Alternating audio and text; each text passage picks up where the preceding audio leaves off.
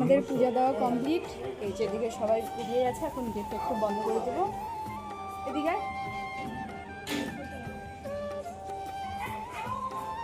এদিকে সবাই বসে আছে। আর এই যে এটা হচ্ছে একটা স্কুল, আর এই জায়গাটার নাম হচ্ছে খাসি মোচড়া।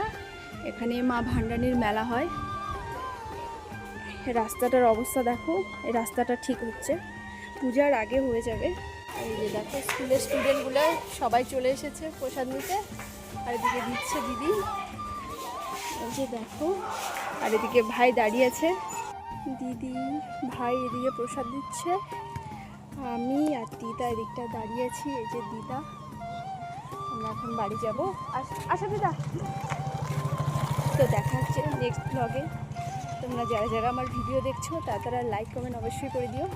চলো আসো, টাটা দিয়ে দাও। Tata tata tata.